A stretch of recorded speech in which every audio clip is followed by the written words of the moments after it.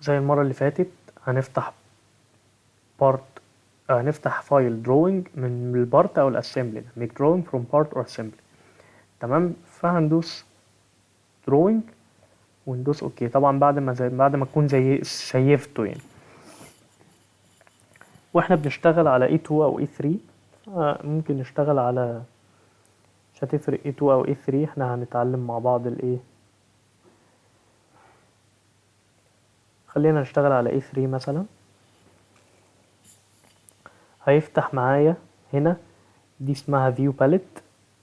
تمام، وهنا دي الفيوز، فرونت والرايت اللي هو السايد، توب، في بقى الباك والليفت والبوتوم عكسهم، وفي الايزومتريك، دايمتريك، ترايمتريك، والكرنت اللي هو اللي انا فاتحه دلوقتي على الاسمبلي. فانا هاخد مثلا الفرونت وانزله هنا كده، ده اول بارت هنزله.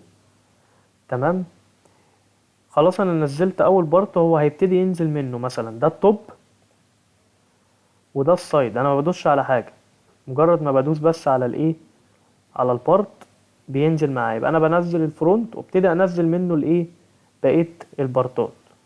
خلاص انا كده بقى ادوس اوكي، كده نزلت البارتات. ولكن في هنا حاجه،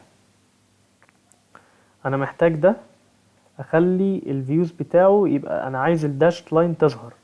ليه؟ عشان مكان الكيز تظهر وبقيه بقيه اللاينز تظهر. فبحدد البارت وابتدي ادوس على الديسبلاي ستايل. مجرد انا ما خرجت من البارت انا مش هقدر افتح الديسبلاي ستايل، انما لما احدد البارت يبتدي ان انا ايه، يفتح معايا الديسبلاي ستايل، وايه اشوف بقى البارتات كلها. ولكن في هنا حاجه، انا اخترت الفرونت واخترت الديسبلاي ستايل، كله اتغير معايا. طيب انا لو عايز مثلا اغير البارت ده، لو دوست عليه هيتغير لوحده. ليه؟ انا منزل من الفرونت التوب والسايد، انما السايد لوحده اغيره لوحده. وبالتالي انا عايز الفايلات كلها تبقى ايه، تبقى زي ما احنا متعودين. جميل. تعالوا بقى ننزل الايزومتريك. ادي الايزومتريك هنزله هنا كده. تمام، الايزومتريك خليه يبقى مثلا كده عشان اعرف بس الشكل يبقى عامل ازاي. ده الشكل اللي جايب منه كل الاشكال دي كلها، الايزومتريك والايزومتريك فرونت سايد توب. جميل. واحده واحده بقى كده نبتدي نحط الداتا بتاعتنا، الدايمنشن بتاعتنا. هنجيب الدايمنشن الطولي كله او العرضي كله. تمام، خليه تحت كده. ونجيب الطولي كله. جميل جدا. بالنسبة للتوب برضو ناخد الطولي كله، العرضي هيبقى هو. ايه تاني ممكن نحطه؟ ممكن نحط السنتر لاين بتاعتنا، مهمة جدا طبعا.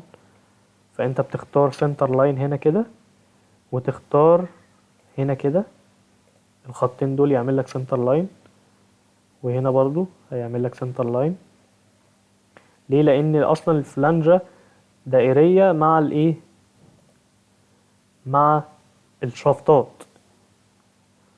جميل. برضو السلايدر عبارة عن شكل دائري، فنعمل لها سنتر لاين. نفس النظام هنا كده، فانا عندي 3 سنتر لاين شغال عليهم. ممكن السنتر لاين ده طوله شوية مجرد ان ادوس عليه. تمام، هنا كده اهو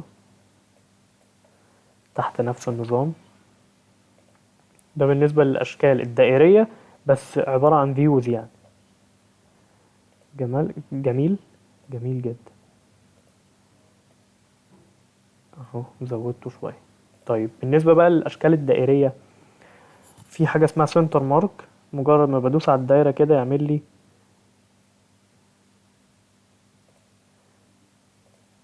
لي السنتر لاين بتاعي. برضو ممكن ده اكبره شوية فوق وتحت. نفس السنتر لاين ده برضو يكبر شوية. بس كده. كده انا رسمت السنتر لاين بتاعي. جميل جدا. ننزل التيبل البيل اوف ماتيريالز، البيل اوف ماتيريالز تيبل، وهختار الفرونت مثلا. تمام، ستاندرد، وادوس اوكي. هينزل لي البيل اوف ماتيريالز كده اهو، مكانه هنا كده. احنا ممكن بس نجيب الايزومتريك بره شويه. السلايدر رقم 1، فلانجة 1، فلانجة 2، والكي شفط 1، شفط 2، الكوانتيتي اهي. وانت محتاج عايز تدخل في الديسكريبشن اي حاجة، بتدوس مرتين وتبتدي ان انت ايه، تكتب اللي انت عايزه. بتدوس مرتين وتكتب اللي انت عايزه. بس احنا مش هنكتب اي حاجة هنا. جميل. ممكن نصغره شوية، عايزين نصغره شوية.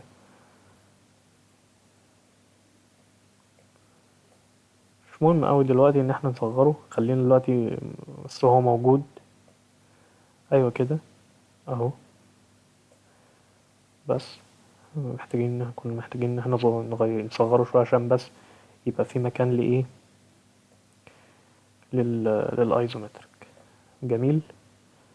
جميل جدا. عايز ارقم بقى بقية البارتات. في حاجة اسمها هنا بالون. خلينا نشتغل البالونز، خلينا نشتغل عليها هنا احسن. ليه؟ عشان اقدر اجيب الكي. هنا مش هقدر اجيب الكي. فاول حاجة كات السلايدر. تمام. دي شفط، دي فلانجة 1، دي فلانجة 1، دي فلانجة 2، دي 2، ودي 1. فدي شفط 1. هبقى الشفط 5. طب هات الكي. الكي اهو 4. تمام. والشفط ده رقم 6. ادي ال6 بطات بتوعي. لو دول مش مترتبين تحت بعض كده، في حاجة اسمها ماجنتيك لاين. بتاخد اللاين ده كده وتعمله، خليهم كلهم على نفس الخط كده. انا رقمت البرطات بتاعتي.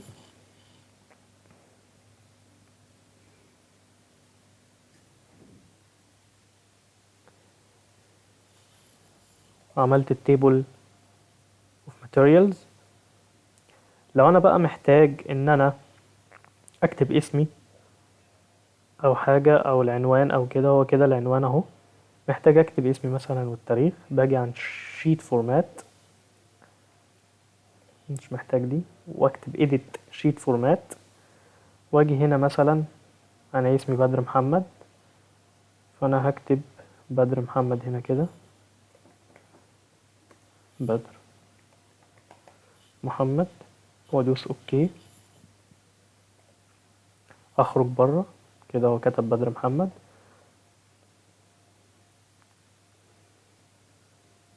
بس وهتلاقي الحاجات اختفت، بس ده عادي يعني. مجرد ما هدوس هنا الحاجات هترجع تاني. تمام. انا كده عملت السنتر لاينز. اخترت الفيو هنا عشان الداش لاين. حطيت الابعاد بتاعتي، رقمت البرطات، ايزومتريك، البيل اوف ماتيريالز. دي سيكشنز بقى ممكن نتكلم عنها في سيشن لوحدها بالنسبة للدروينج يعني. تمام. آه، مفيش هنا حاجة ممكن نتعرض لها تاني بالنسبة للويلد وسيرفس فينيش. ممكن في سيكشن قدام شوية. انا كده خلصت الجزئية بتاعة القدام كابلينج.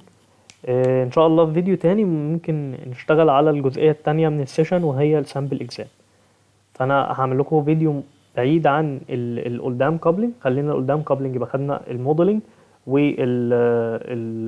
والاسمبلي والدروينج في فيديو. والفيديو اللي جاي هنتكلم عن السامبل اكزام الجزء الثاني من السيشن. شكرا، اتمنى تكونوا بخير. ويا ريت الناس اللي هي بتتفرج عليا او الطلاب اللي بيتفرجوا عليا يشتغلوا بايديهم. و... واتمنى تكونوا استفدتوا من السيشن دي او الجزء السيشن ده يعني. شكرا.